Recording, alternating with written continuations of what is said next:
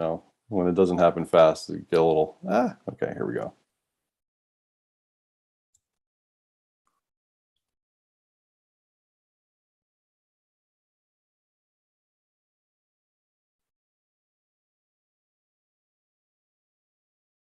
Just letting some folks in, making sure we got the people here that want to be here. Our man Tim Mungai from Kenya. All right, we have video today.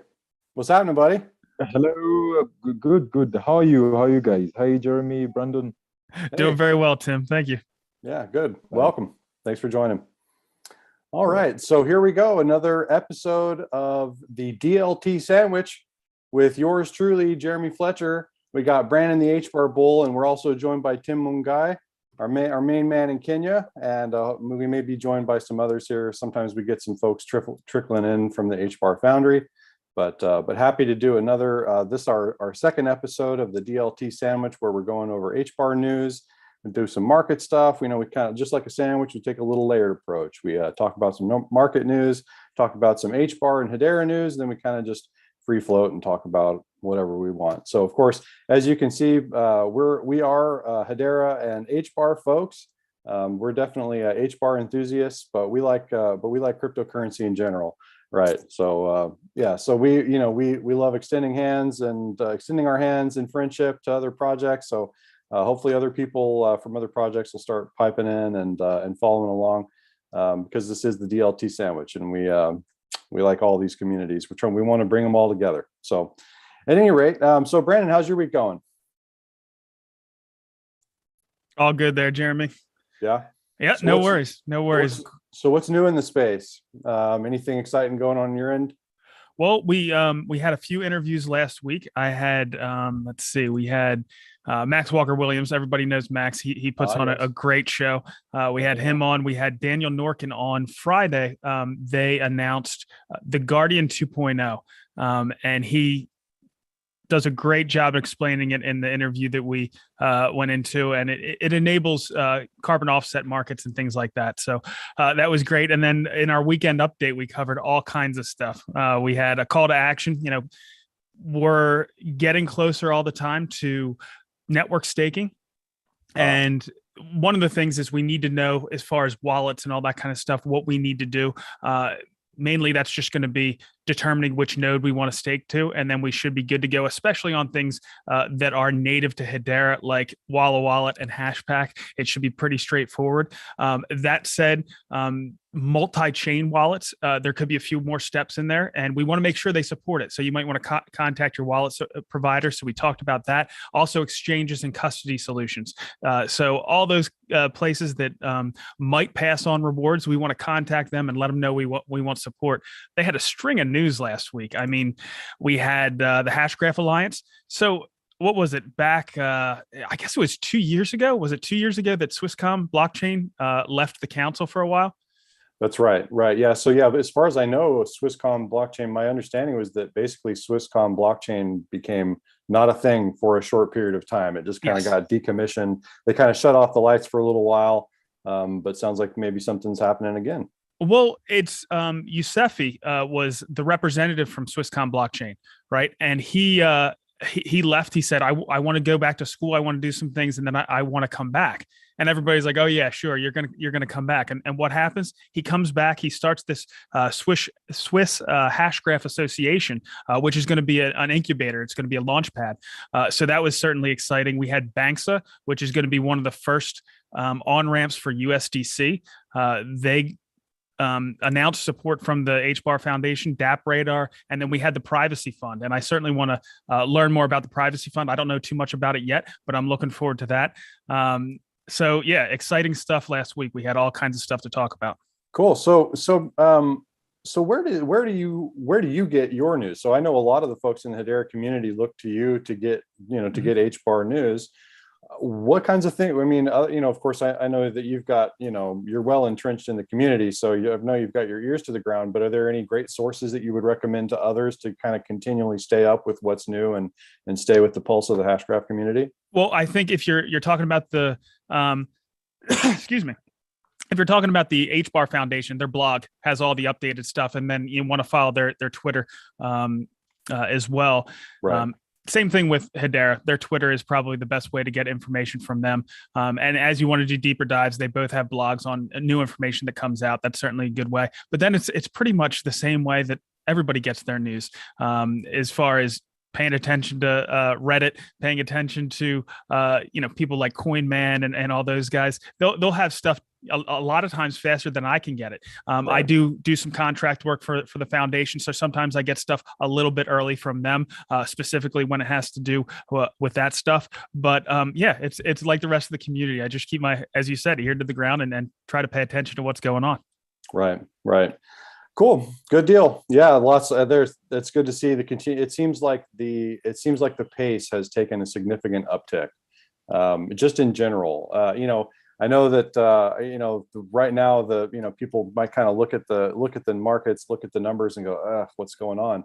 But I mean, just the amount of news, right, that's being generated constantly. It's wonderful to see. Oh, there's no question. Yeah, tons of it coming. So, all right. So, I don't know if I introduced. So, yeah, my name is Jeremy Fletcher. I don't know if I introduced myself. Co-founder of Ledgerama, the builders of Wallawallet. So happy to be here. Also, want to throw out some appreciation and quick shout out to Andrew Antar and the team over at Tune.fm. We are just like we did last week, and like we plan on doing every week. We're doing a jam giveaway. Doing it as a promotional activity, and so we really appreciate Andrew and the Tune team giving us these jam tokens to promote with. So with that, I will go ahead and jump into Market Mondays. Hey, Laurent, I see Laurent popped in. Good to see you, buddy. All right.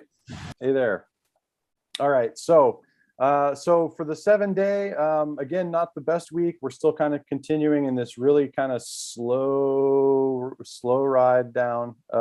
So total market cap down 3%, Bitcoin down about 2%, and HBAR down a little bit more, down 6%. So, and then we had a little bit of drama at the beginning of the day. It seemed, or over the past 12 hours, there was, markets just kind of bottomed out a little bit.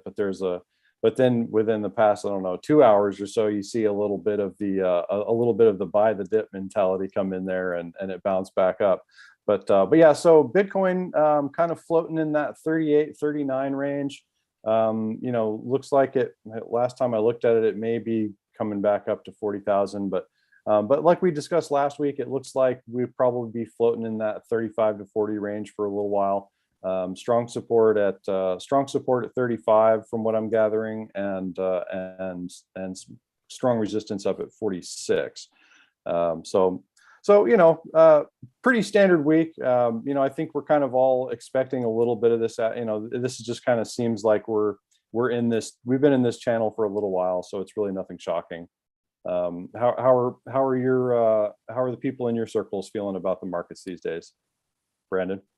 Yeah. So in general, I had been holding out hope. We talked about this last week that, this might be an extended cycle, and there's certainly still a possibility of that. And by extended cycle, I mean, we continue up, or we see another peak. And that was my base case all the way through December, January, and then February, I started to, waffle a little bit.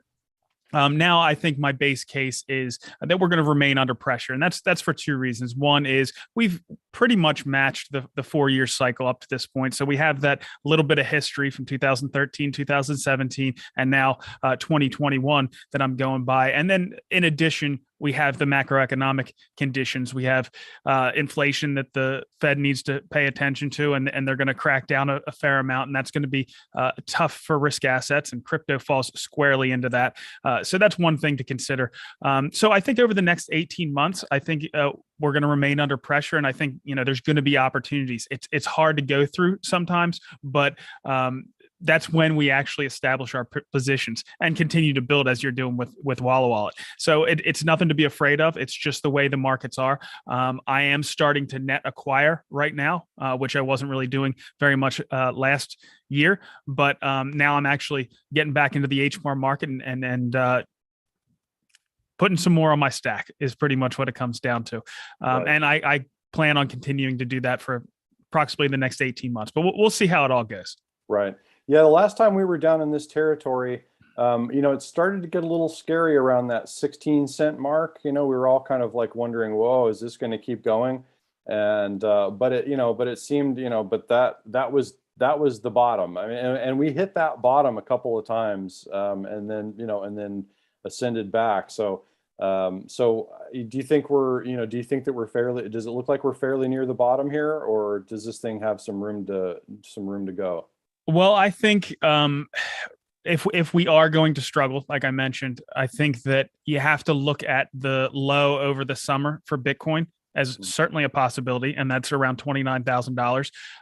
We're lower than we were the last time we were in this $38,000-$39,000 range. So the low for HBAR in this past summer was around 14 cents. Now that was kind of a spike low, but I think you'd have to look at that. And since we're a little bit lower than we were the last time we were in the $38,000 to $39,000 range, I think you have to look that if Bitcoin tests that $29,000 level, we could test in the 10 to 14 cent range. Sure. Now, during the last bull run in 2017, Bitcoin never made it to its prior all-time high, the all-time high from 2013, 2014, and that was right around $1,000. But we only got down to about 3,500. So my base case is that Bitcoin will bottom out around that $29,000 level, and then we would see HBAR in that 10 to 14 cent range.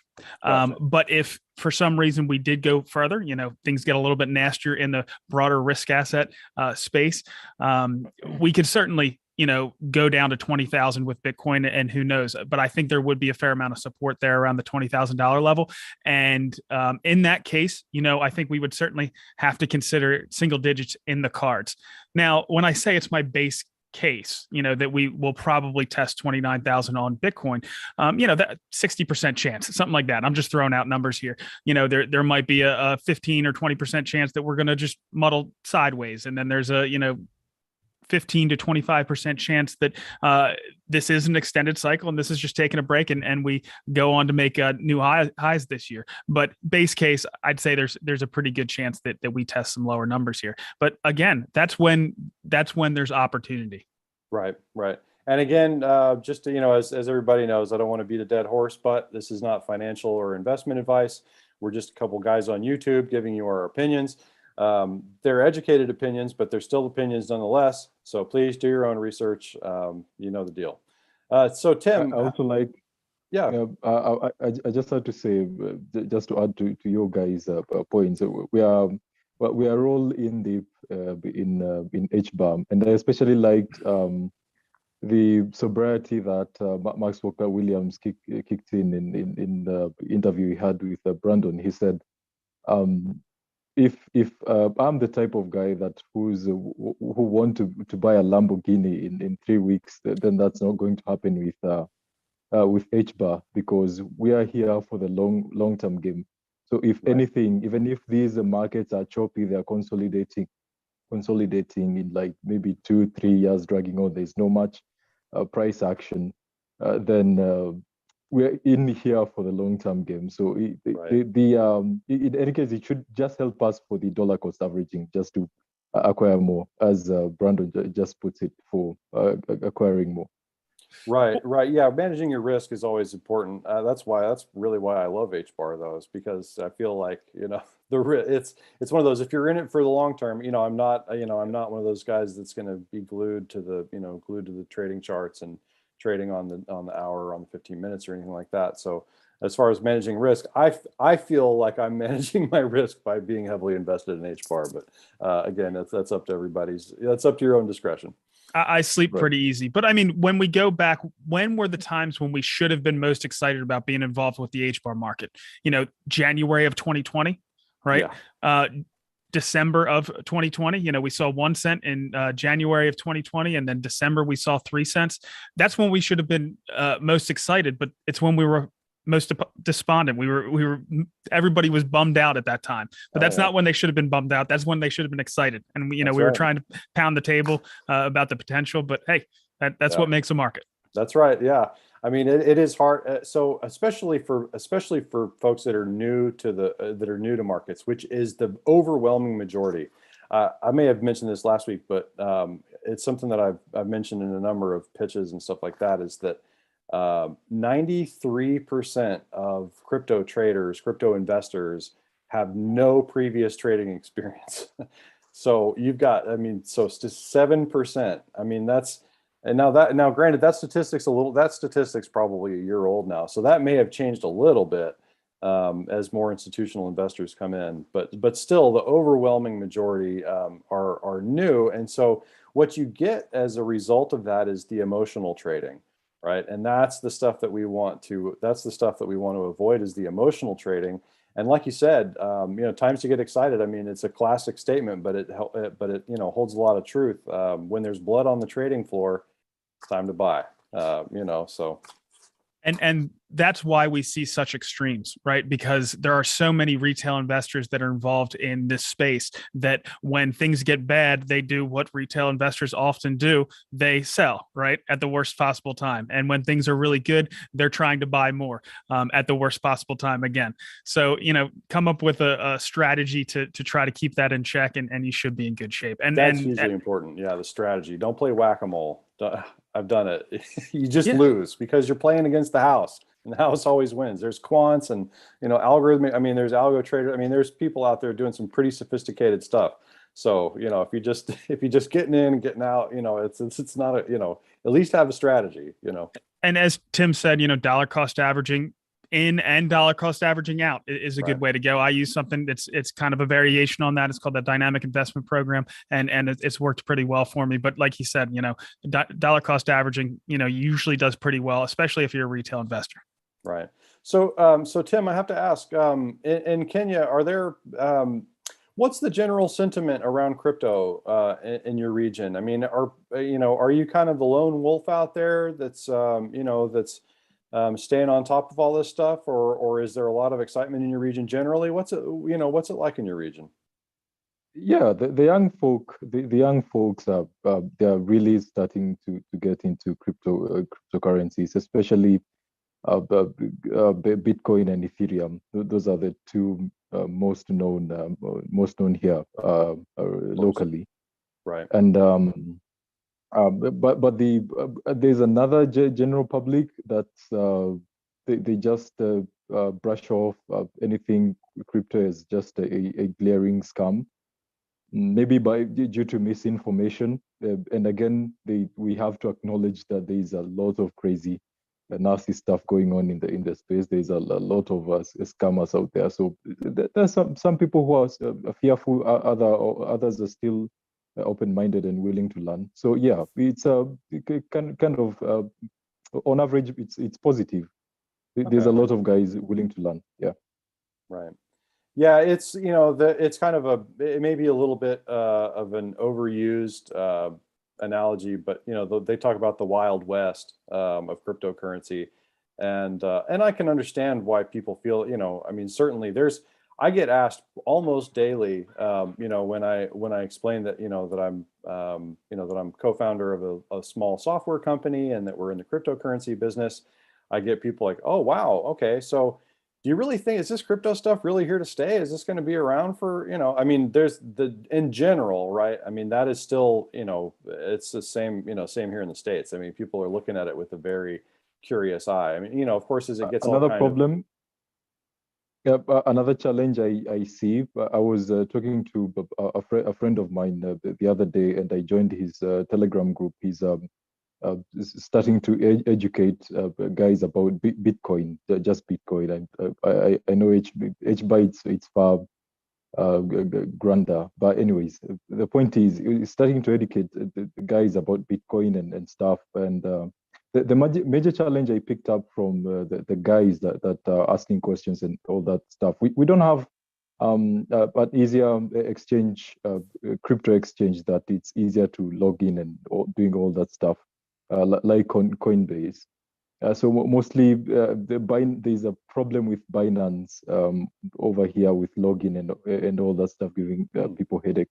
It's something that I just noticed, which could be a problem for guys to get involved. But I think it's a short-term thing. It can be solved. Right. Yeah, when it, and when I, when I use that term, the Wild West, the thing about the Wild West is eventually it was tamed, right? So, so there was tons of opportunity, but there was tons of risk, right? But eventually, and I kind of feel like we are still in that's part of why I use it, is because there's a lot of the solutions that are needed for a more for the just a general retail base to come into the space. There just needs to be more. It needs to be more sophisticated. It needs to be further ahead in user experience. I mean, we've got a lot of work to do, right? And as technologists in the space, we know that there's a lot of work to do. Exactly. And the amount of people that are getting interested is growing and growing, and it's actually surpassing our ability to keep up, on the technology side, which is a good thing though, because that means it's a big blue ocean and there's plenty of opportunity. Right. So, but especially the thing you said about us getting involved directly to educate people in this space, it's highly important. Right. I definitely, we were speaking with the friend that we have to meet up, sit down and see how we can really get there and educate people. And actually, they have to get to know about Hedera Hashgraph, definitely. So do you think, go ahead, Brandon. No, I just had a question for Tim. I think one of the big things with Okay, go ahead. cryptocurrency that's so exciting is the ability to bank the unbanked, to bring capitalism to billions of people who didn't have access to it before. What are there new economies that are being built around crypto in your area?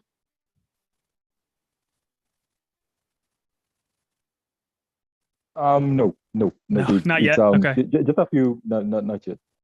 Okay. So, I mean, what we saw, it took a lot of capital with like telephones, right? To have landlines, to put up telephone poles and all that kind of stuff. And what we saw in a lot of places was they actually skipped over all that capital expenditure, and they just skipped over having landlines and all that kind of stuff. And they just put in cell towers, and we got, with a lot less cost, they were able to realize that technology in a lot of these other places.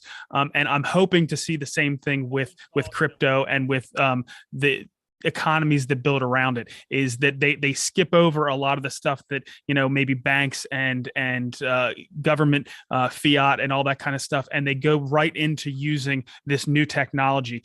That's what I'm really excited about, because I know that, we can lift so many, or increase the standard of living for so many people throughout the world with this technology, but those economies need to get built. Right. And it comes with the people having the right information, and these days a lot of people have their smartphones. Yes, even if the government and the local banks are against the cryptocurrencies in this part of the world, it really is nothing, because the power really is in our hands. It is in our hands. If people have the right knowledge, then definitely it can be done. Sorry, my friend keeps. Your friend, yeah, your buddy's there. No, I love it. What's your friend's name? Lania. Her name is Lania. Lania. I love it. That is very so cool. Yep. Yeah, and she's a it's a female, yeah. Yeah, it's a female. Yeah. Yeah, she's pigeon. Yeah, and she's not camera shy at all, which is awesome. Right? She even did a little turn for us, showing us the beautiful plumage there. So Tim, runway model. So do you think that there's in your in the immediate area that you live in, do you think that there's enough? Do you think that there would be enough people interested if we started some kind of local meetup?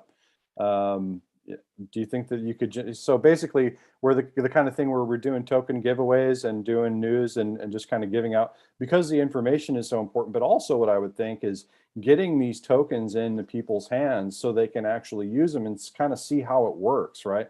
Because with the promotion, with the jam tokens that we've got, I mean, we're happy to we'd be happy to do some token giveaways, and that is a very stylish hat, Tim. So stylish. So do you think? But do you think that there's enough interest out there to generate? If you do, we should do something like that. Yes, there is. Guys will get really excited. There is that. It's potentially very doable. Right. Yeah. Laurent, I have to ask if you're not at work, if you could keep an eye on the chat for us in YouTube in case there's anybody coming up with questions. I can't really go back and forth because I'll get confused by the audio. Well, I suppose I could just mute it, but if there is any questions that popping in from YouTube land, just let us know. All right, so we're going to get into just a little bit of HBAR news. In looking through the goodies that were out there in the HBAR news world, I got, this isn't new, but it's just something that it was brought up in the myths that we were going through last week, and it relates to the path to permissionless. And I just dug in a little bit and just wanted to bring up some points in case folks were kind of curious about what the path to permissionless with Hedera really is. What some of the phases are, why they're doing it. So just kind of wanted to get into a little bit of discussion of the path to permissionless, and what the path to permissionless even means is permissionless nodes, right? So you've got public networks and you've got private networks, and then you've got public permission networks, or you've got public permissionless networks, right? So currently, the state that Hedera is in is public. It's a public network. Anybody can use it. You can download Wallawallet and get a Hedera account. No KYC, none of that required. You just hop in and get yourself an HBAR account. And then, so that's the public part. But it is currently permissioned, and what that means is that only people with permission are allowed to operate nodes, and it's operate the hashgraph nodes, and those are currently limited to the governing council members, right? So that is what they've broken down the path to permissionless into 3 phases, and what we're currently in is the first phase. It's the phase of permissioned Hedera council member nodes.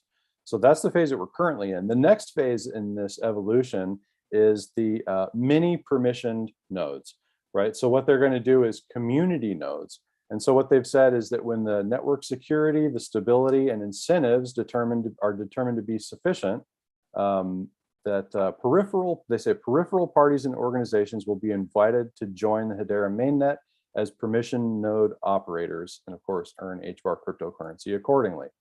So, and they mentioned ecosystem partners, nonprofit organizations, other known trusted entities, right? So certainly, we will be, as soon as that is available, Wallawallet, Ledgerama, the HBAR Foundry, basically all, maybe collectively, maybe individually, I'm not sure, kind of depending on what their appetite for adding community nodes is. I mean, because certainly we're a part of a couple different communities, niche communities within the Hashgraph space. So certainly we'll be looking out for that. So that is the permission community nodes, and that's coming sometime this year, if I remember correct. It looked like that was maybe, I don't think they gave it a specific quarter, but do you have any news on that one, Brandon? No, I know it's supposed to be soon, but I don't know when trusted nodes are supposed to come online. Right. But I'm pretty sure they're probably in the works, and the first few probably already know who they are. Probably, yeah. That wouldn't surprise me at all.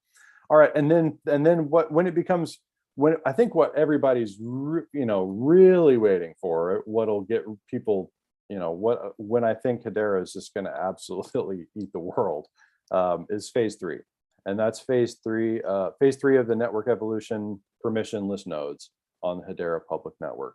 So some of the criteria that they set out now.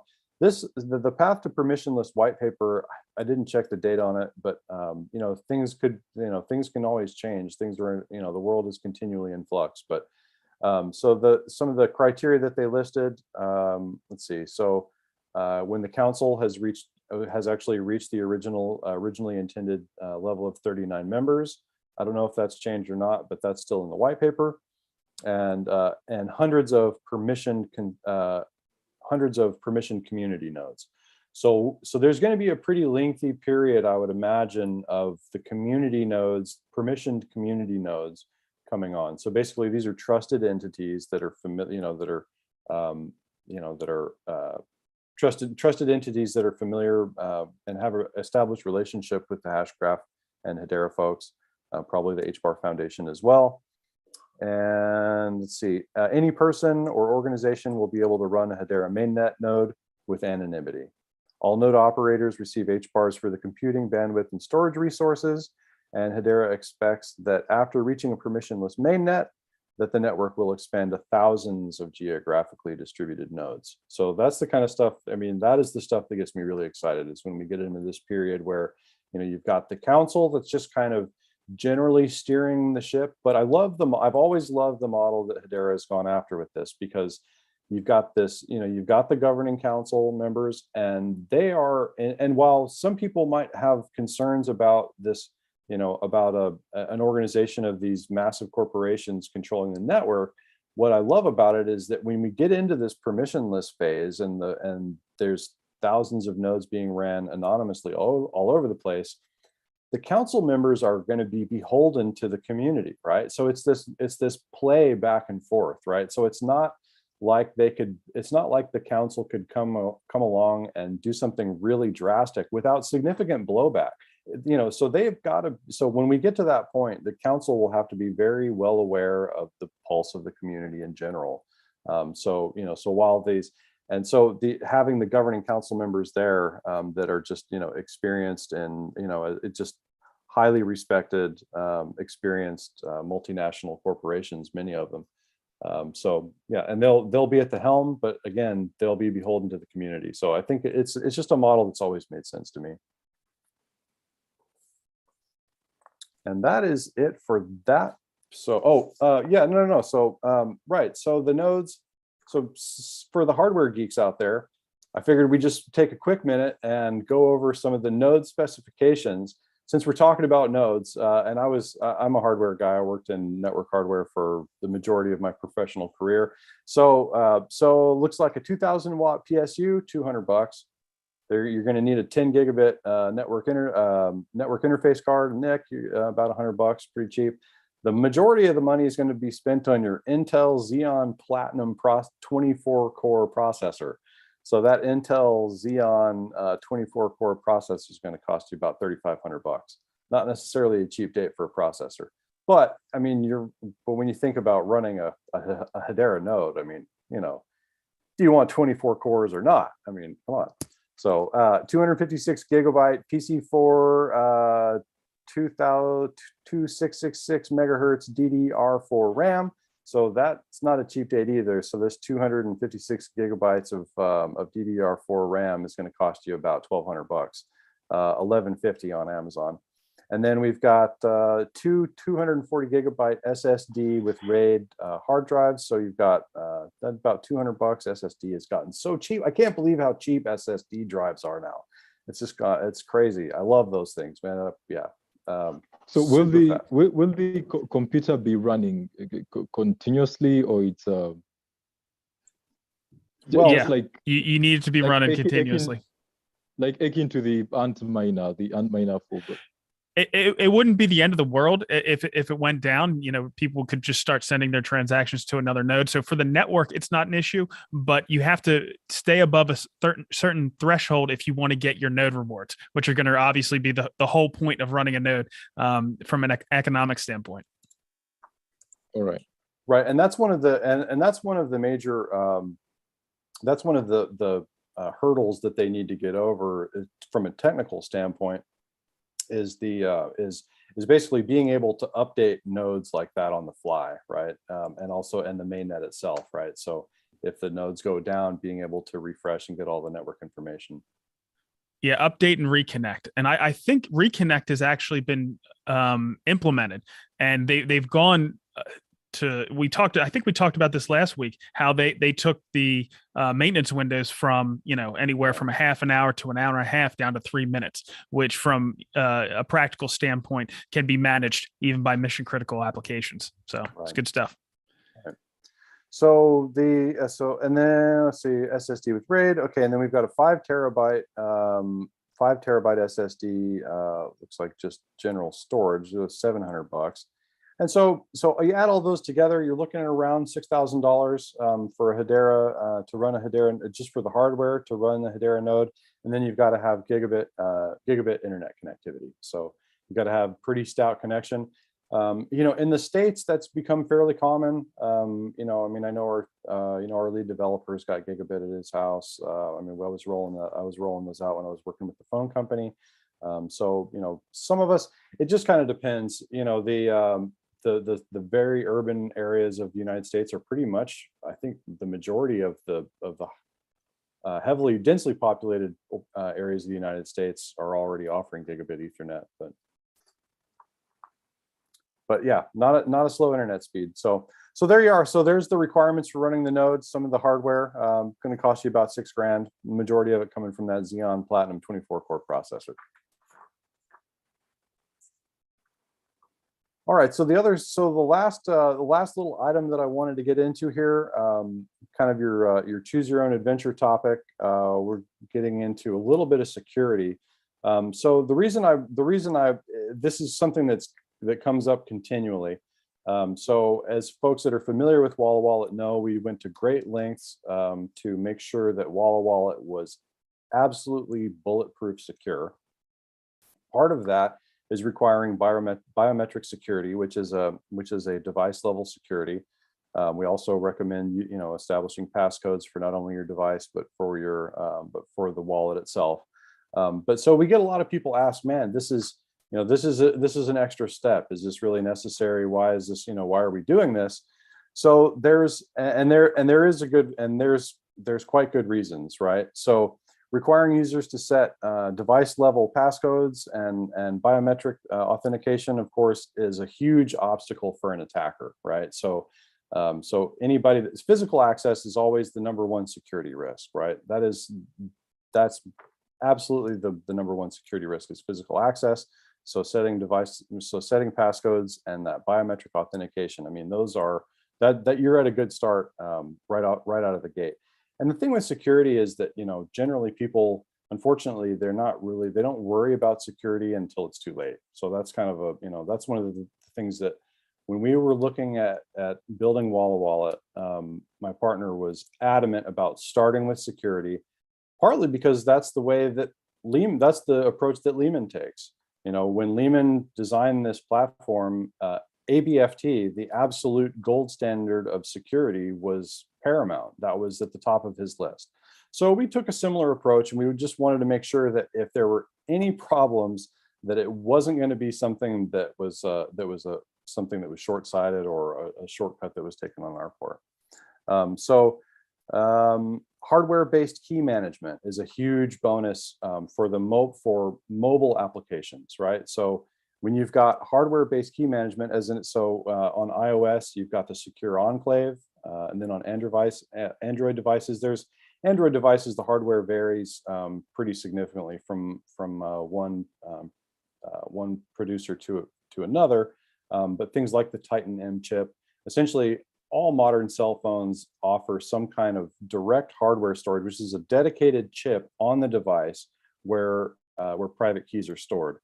And then, in order to get to those keys with Wallawallet, we require the biometric authentication just to be absolutely bulletproof. And so when we set out with the goal to be bulletproof secure, these were the steps that we felt were necessary. And we're following industry best practices.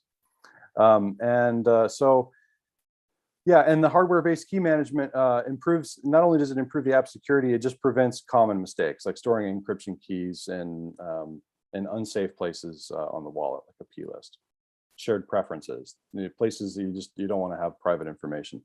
So some of the problems. So web crypto wallets operate under certain assumptions that stored data is safe and doesn't leak, but there's 70% of security bugs affecting browser extensions and affecting mobile web applications are memory issues. Things like the Spectre and Meltdown attacks that were outlined back in 2018 that allow reading privileged memory by side channel attacks, right? So web malware, the possibility of web malware is high. It's essentially limitless, right? There's no notion of runtime code integrity, and basically what's running on the machine can be modified. So the browser has no way of communicating directly with the extension, the runtime code. So Yeah, and then of course there's the ever-present copy and paste, and this is something that's potential. This is a security issue that people should be aware of with mobile devices as well. The copy and paste function, which we all love, copy paste. I mean, we use copy paste constantly, but when you copy something, it stores what you've copied onto a clipboard, and that if you don't, and basically it just stays there in the clipboard, right? And it can stay there indefinitely. So if you are copy and pasting keys, just be really careful that you copy something else. If you do wind up copy and pasting something, you might want to copy something else real quick, just to kind of clear the cache out of your clipboard. So just something for people to be aware about. And then another thing too is you want to look at the experience of the team that's building the wallet, right? A lot of people, when they look at a cryptocurrency wallet, they assume that the developers are experts in cryptography, which often is not the case. You're looking at just web developers, desktop developers.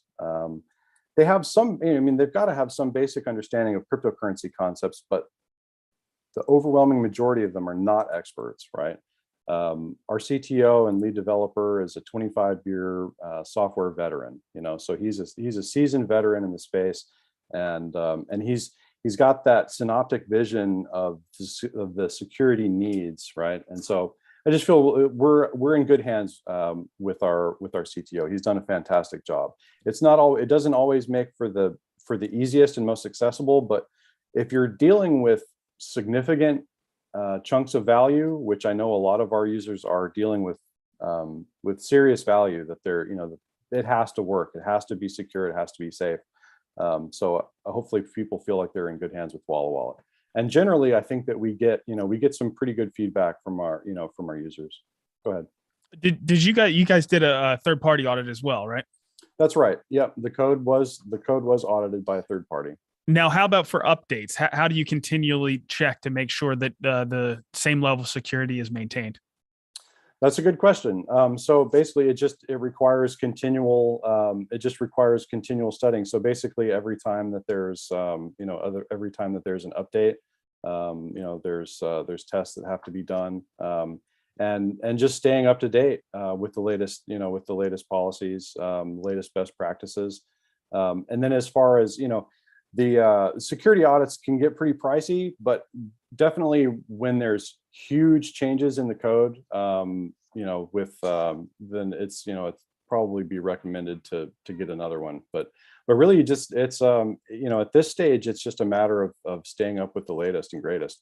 I wish Rob was here; he'd be able to answer that question a lot better than I would. But I know that he spends a lot of time. I mean, a significant portion of his time is just spent researching, right? Because even with 25 years experience, it's something that's continually changing. There's continually new threats coming out. It's just the security work is never done.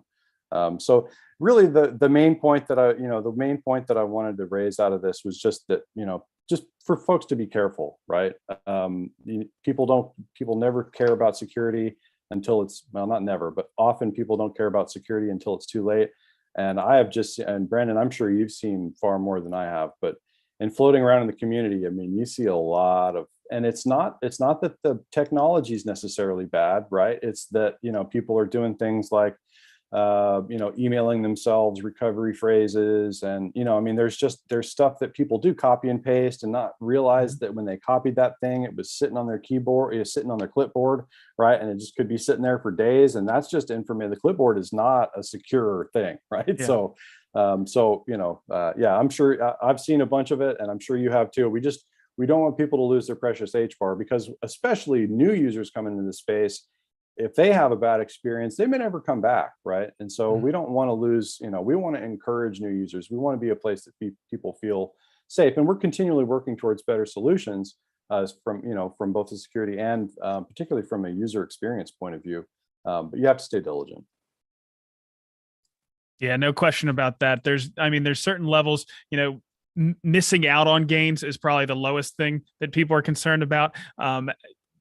The actual price of their investment going down, that's something they can manage kind of in number two.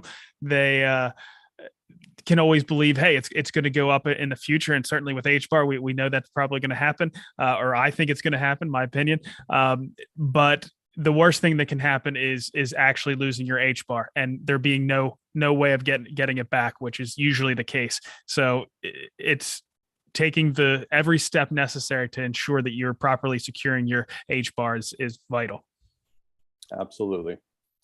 All right. So, Brandon, have you got any other picks for the week? Is there any other, any projects or any videos, anything that you'd like people to dig into that you think is really important for us?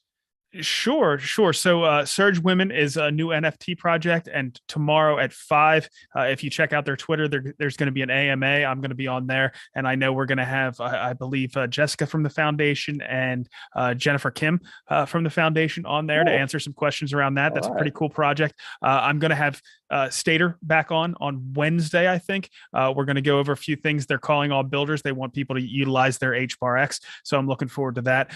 We have Miko that looks like it might get pushed off until next week, but there's new stuff coming in all the time. So I'm sure I'll have a couple extra videos here toward the end of the week to post. Cool. So the first one you mentioned was a Surge Women. Is that what it was? Yeah. Okay. You can go ahead and check it out. Okay. Surge Women. And then that last one, Miko, is that MEEKO? CO. Okay. MEECO. Okay. Yep. And that's part of the Sustainability Impact Fund as well. So Rob Allen, hopefully we'll get him on with them. And yeah, it should be a pretty good one. Rob always has gems, right? He comes out with these sound bites that are just jaw dropping. So I'm looking forward to talking with him again. Nice. Yep. Rob's a good one. He's a good egg. How about you on your end, Tim? Anything that you, anything last minute here that you want to share with the audience? Yes. The responsibility is on me. My region, I've got to start doing similar stuff here to actually educate people. The intro drag in quotes should be at least Bitcoin. Someone should be at least knowledgeable about the blockchain, how it works and all that. Then slowly they can start learning about the solutions and the efficiencies that Hashgraph really brings to the table. So that's my take on this. For whoever who is watching this, who is in Kenya, Africa as a whole. So yeah, let's focus on educating the masses. That's what I've got to say. Yeah, and we'll definitely look. I look forward to it. Let's do, hopefully we can get some meetups staged. I've been doing Hedera Hashgraph meetups since 2018. So let's do some more. And I would love to, those are the fun ones to me. I love going back and just kind of, because when you've got people that are new to it, right? They're not so jaded, they're not, you see that, it's just like with the learning curve, right? The initial learning curve is always super steep, right? So when you go from zero knowledge to some knowledge, your learning curve is, almost straight up, right? It's parabolic. And that's just fun to be a part of and fun to witness. So, and then also, just the classic, the classic method of just giving some of the stuff away, right? Just get it in their hands so they can use it. And that's one of the super cool things that's one of the awesome things about the Hedera token service is that once we've got create tokens, Wallawallet currently supports Hedera tokens, and there's tons of awesome tokens that you can get. But soon we're going to have the ability to create your own tokens. And with the super cheap, super lightning fast prices of Hedera, for somebody to be able to generate their own tokens and just move them around, right? So people can start to get a feel for what this whole cryptocurrency thing is, right? So it feels a little safer, doesn't feel so scammy. It just kind of lets people dig in and kind of get their hands dirty with it. So, Tim mentioned earlier. Oh, go ahead. Tim mentioned earlier, that a lot of people, or the people that are aware of cryptocurrency, of course, know about Ethereum, they know about Bitcoin. But, when I was talking about earlier, building these economies around that, right now, that's not possible. Of course, we hope that Ethereum can move on to Ethereum 2.0, but that's not a given. But with the fees, both on Bitcoin and Ethereum, you can't build an economy around something that has $10, $15, $50 fees for every transaction. But you certainly can build an economy around something that has transactions that are 1/100th of a penny, or are, in the case of HTS tokens, are 1/10th of a penny. They can create economies, not just with HBAR, which we would certainly love them to create economies around HBAR, but it can be USDC built on it. On Hedera, we know that banks just came out last week, and they're going to be an on ramp for USDCH.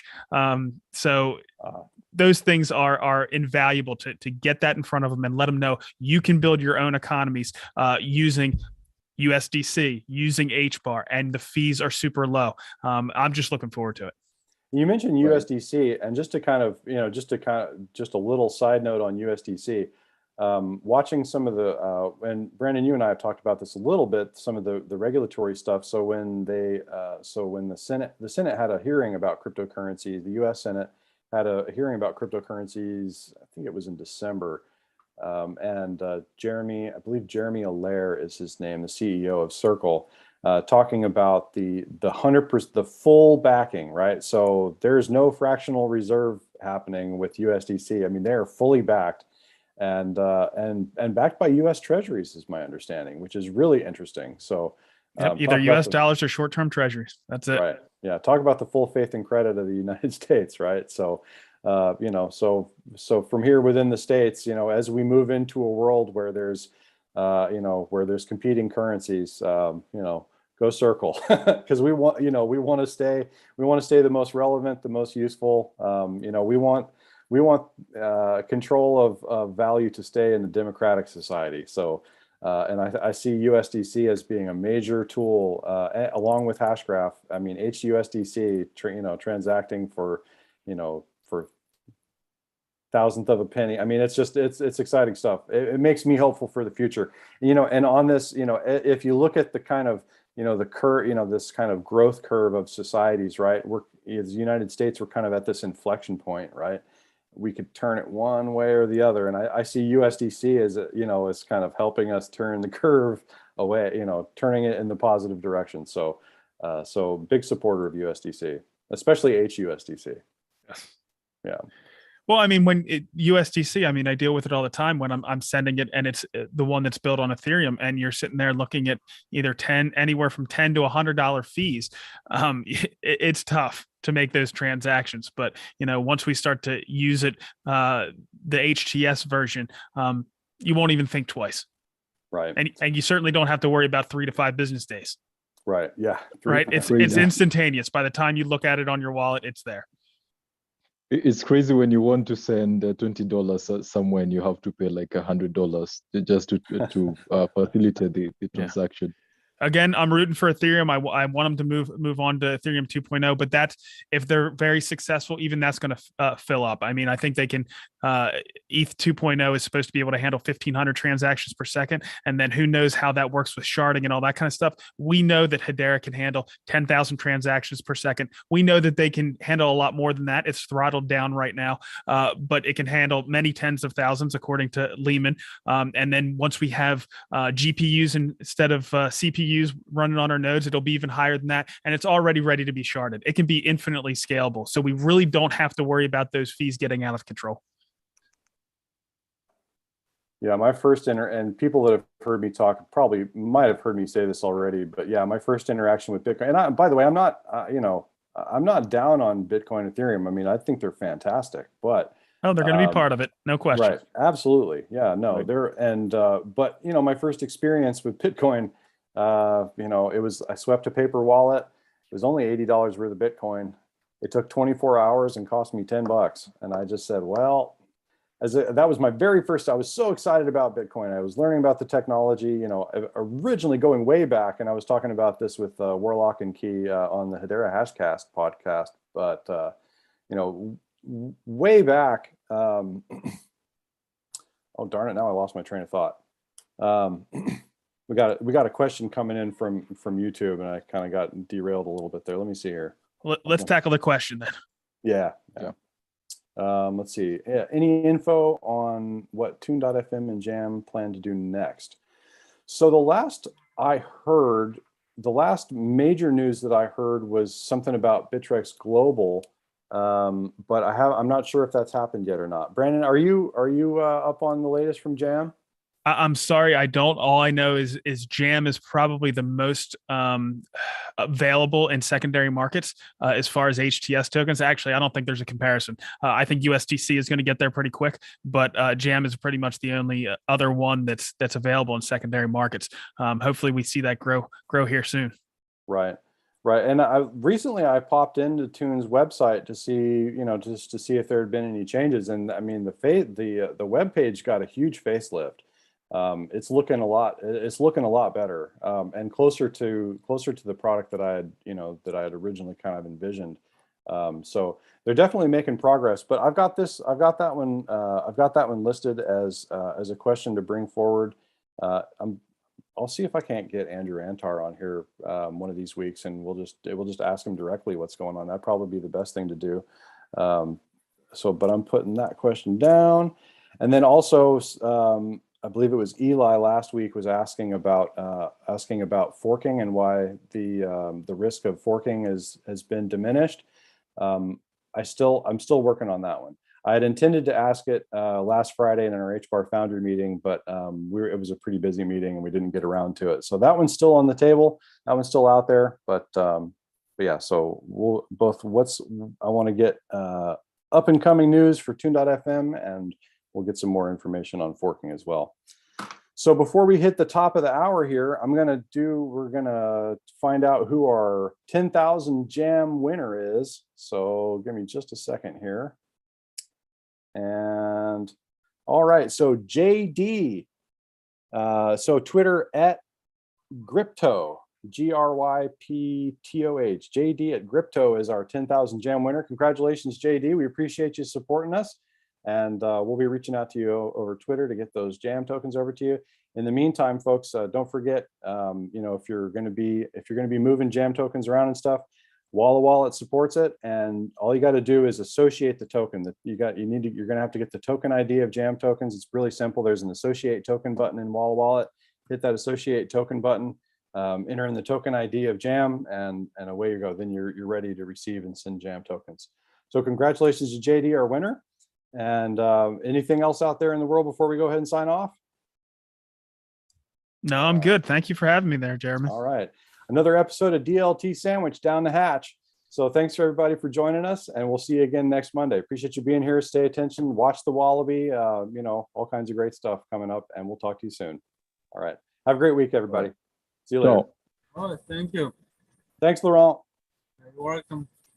And next time, let him when he talk about the mobile payment in Africa. I'm interested in the mobile technology. I think if they already have knowledge on the mobile payment, already doing mobile payment, I think they should be more welcoming of crypto. Yeah, so let's connect over Telegram, Laurent, and we'll have a chat, and that way we'll be better prepared for next week, and we'll bring it up. All right. All right, sounds good. We'll see you soon.